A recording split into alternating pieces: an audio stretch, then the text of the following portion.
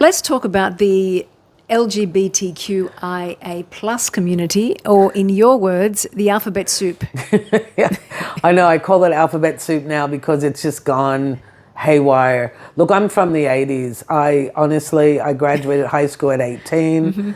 Very heterosexual, I believe, because that's all I knew. Back then? Back then. And when I went to university, I was 20 when I actually met the first gay person in my life. Look, growing up in the 80s and being gay was always G and L, gay and lesbian. That's all it was, G and L. You Two knew, letters. Yeah, 2 letters. You knew that. And nowadays, I agree with the fact that there are other marginalized communities that want to be part of the greater big community. The only thing that disrupts me about it is that it's affecting our children. I think I was 20 when I identified as being gay, or when I met the first gay person in my life.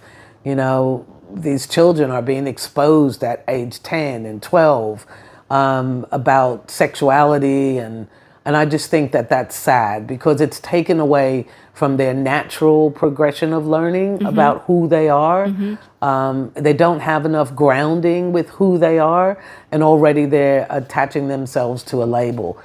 The one thing I can say is the 80s and the 90s, the gay and lesbian community, we didn't even want that label. We just wanted to be treated like everybody else. Right. You know, and now it's like society has turned around and said, okay, let's add more labels, which is exactly what we did not want. And let's allow people to identify with these labels. I think we need to go back to we're all the same.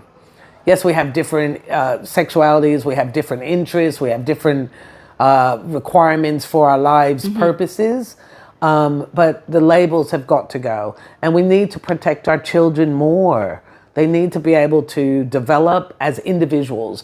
The one thing I can say about myself is that for some reason, maybe because I grew up as an amputee, I grew up understanding who Lachelle is. And that's what I want for our kids. I want them to identify with who they are before they start adding labels to their lives. Do you think these labels are, I think you've just mentioned it, are they dividing us more than they're uniting us? Absolutely.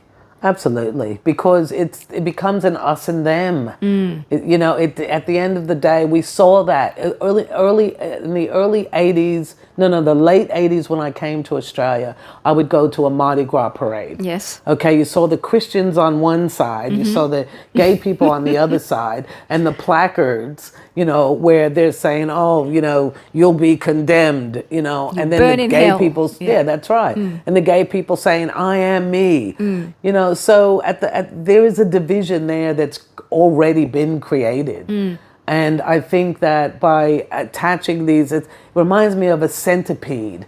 There's all these little tiny pieces of the centipede, then you get your whole centipede. Well, at the end of the day, can we just somehow blend the centipede so we don't have, and let's just say we're all human beings, we just have different interests, different, prospects in life.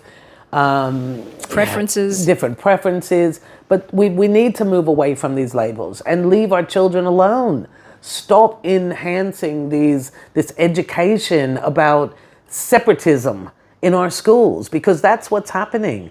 The more and more you create an environment where they have to choose is where I believe that you are disrupting their mental health. Where does love fit in all this? Love is an ultimate. It's an ultimate. Love is the being that we're all trying to get to. Okay, so we want to ultimately be in love with ourselves first.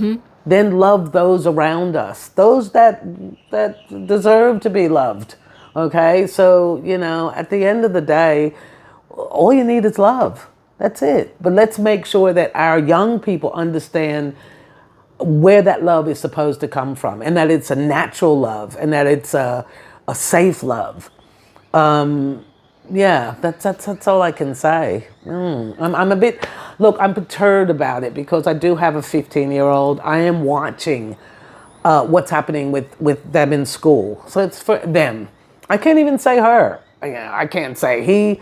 I've got to say them. I mean, this is another thing. Like, I'm in my 60s, and all of a sudden, on my workplace, signature, I've got to identify with he, him, they, them. I mean, what's the world coming to? Come on, people. Is that really important?